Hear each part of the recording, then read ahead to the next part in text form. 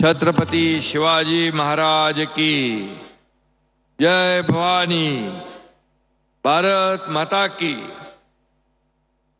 लखपती दीदी संमेलन मध्ये उपस्थित आदरणीय प्रधानमंत्री नरेंद्र मोदी जी,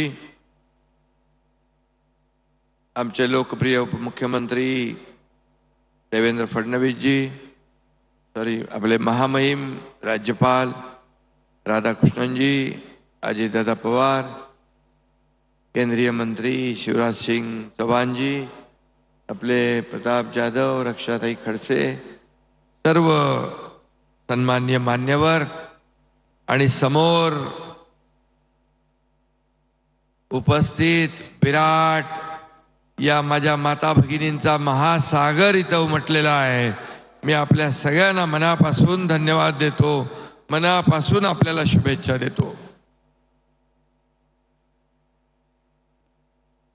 लगातार म्हणजे आता मला वाटतं आतापर्यंतचे सगळे रेकॉर्ड आपल्या या लखपती दीदी संमेलनाच्या माध्यमातून आपणच तोडलेले आहेत।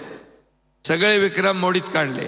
सगळीकडे महिलाच महिला आहेत, डोळे नजर पोचत नाही इकडे समोर, इकडे माझ्या माता भगिनी उपस्थित आहे। मी पुन्हा एकदा आपलं स्वागत करतो, आपल्याला खूप खूप धन्यवाद देतो। लगातार तीसरी बार हमारे देश की बागडोर संभालने वाले आज तक के सबसे यशस्वी और लोकप्रिय प्रधानमंत्री नरेंद्र मोदी जी का जलगांव की इस पवित्र भूमि पर महाराष्ट्र की जनता की ओर से मैं हार्दिक स्वागत एवं अभिनंदन करता हूं। बहुत बहुत धन्यवाद देता हूं उनको। आज इथं जमलेल्या लखपती दीदींचं देखील मनापासून स्वागत करतो। तुमच्यासाठी आज खास आनंद सोहळा आहे। जळगाव ही सोन्याची भूमी आहे। जळगावचं सोनं हे अस्सल 52 कशी असतं, इथं जमलेल्या माझ्या लाडक्या बहिणी देखील सोन्यापेक्षाही सरस आहेत आणि म्हणून आम्हाला त्यांचा अभिमान है। आज इस स्वर्ण भूमि पर मोदी जी का प्रेरणादायक संबोधन सुनने का सुवर्ण अवसर भी हमें मिला है। मुझे अत्यंत खुशी है कि मोदी जी आज ऐसे मौके पर आए हैं जब यहाँ पर 11 लाख हमारी दीदी लखपति तो बन जाएगी और मुख्यमंत्री माझी लाड़की बहन योजना के तहत 1 करोड़ से भी अधिक बहनों के खाते में पहले 2 किस्त जमा करने का काम भी आपके मार्गदर्शन में अपनी सरकार ने किया है। बाकी बहनों के अकाउंट में जल्दी रकम जमा कर दी जाएगी। या योजनेमुळे बहिणींच्या त्यांच्या चेहऱ्यावरचा आनंद फुलला आहे। राज्यातल्या या बहिणी सरकारला भरभरून आशीर्वाद देत आहेत। 3 मोफत सिलेंडर देणाऱ्या अन्नपूर्णा योजना देखील सुरू केली।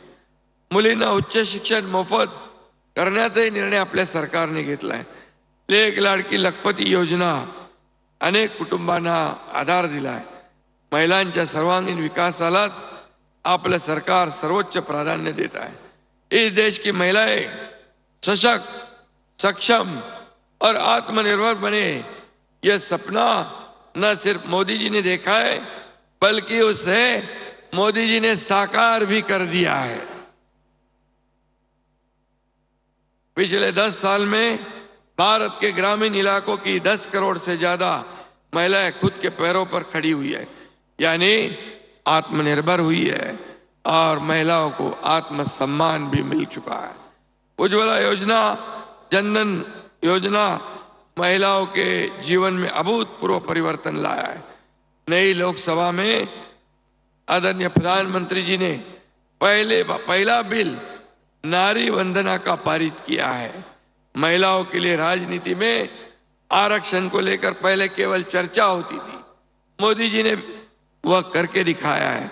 उनका नाम मोदी जी है आणि म्हणून आपल्या सगळ्यांच्या वतीने मी त्यांचा मनापासून धन्यवाद देतो।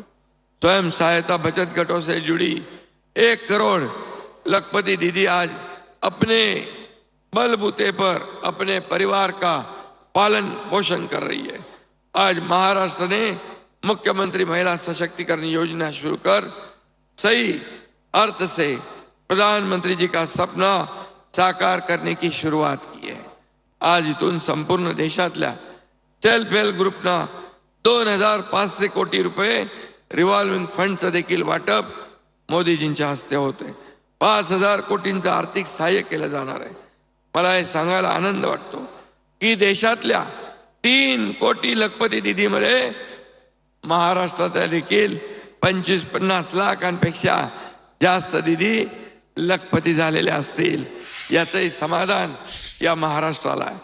लखपती निधी सारखी क्रांतिकारी योजना प्रगत देशातल्या महिलांच्या सर्वांगीण विकासात पथदर्शी ठरेल यात शंका नाही.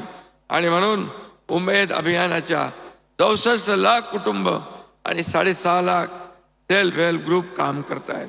आणि म्हणून आज 25,530 कोटींची बँक कर्ज आणि अभियानामार्फत 1,818 कोटी एवढा समुदाय निधी देण्यात आलाय.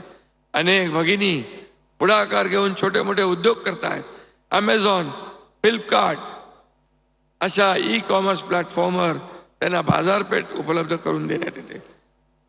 हम सभी के प्रेरणा स्रोत आदरणीय नरेंद्र मोदी जी कल ही पोलैंड और यूक्रेन की यात्रा से लौटे हैं.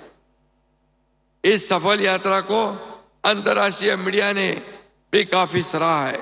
इतनी लंबी यात्रा के बाद भी प्रधानमंत्री जी के चेहरे पर कोई थकान नहीं है.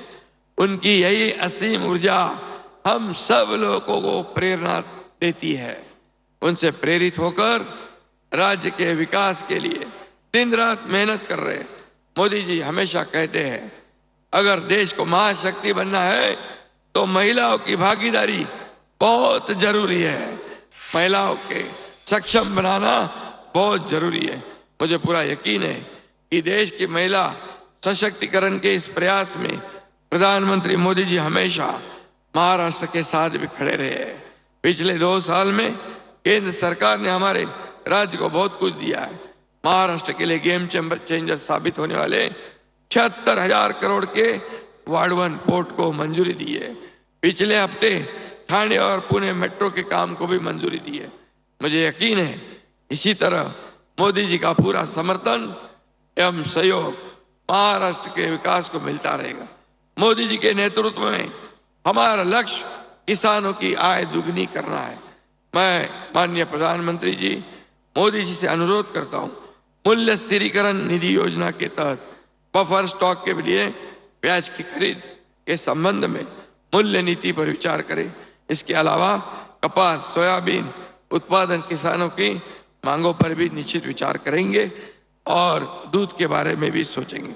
राज्य में सूखे स्थिति दूर करने के लिए राज्य सरकार नदी जोड़ परियोजना को बढ़ावा दे रही और नीति आयोग की बैठक में भी आदरणीय प्रधानमंत्री जी ने कहा था कि राज्य सरकार नदी जोड़ प्रकल्प को आगे बढ़ाए. वैनगंगा, पैनगंगा, नलगंगा जैसे देवेंद्र जी ने कहा है कि साथ साथ मराठवाड़ा वाटर ग्रिड की महत्वाकांक्षी योजना को आगे बढ़ाने के लिए केंद्र सरकार मदद करे. कोकन के बारे में भी केंद्र सरकार जरूर विचार करेगी और इसलिए मैं उनको बहुत बहुत धन्यवाद देता हूं. मैं इतना ही कहूंगा कि 2 पंक्तियां मैं प्रधानमंत्री जी के लिए कहता हूं. प्रधानमंत्री पद पे है मोदी, इसलिए देश की महिला है हो गई लखपति दीदी.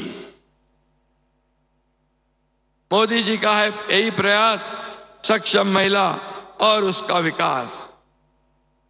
विरोधी पार्टी वाले बोल रहे थे मोदी जी की पार्टी हारी, पर तीसरी बार प्रधानमंत्री बनके मोदी जी पड़े सब पे भारी.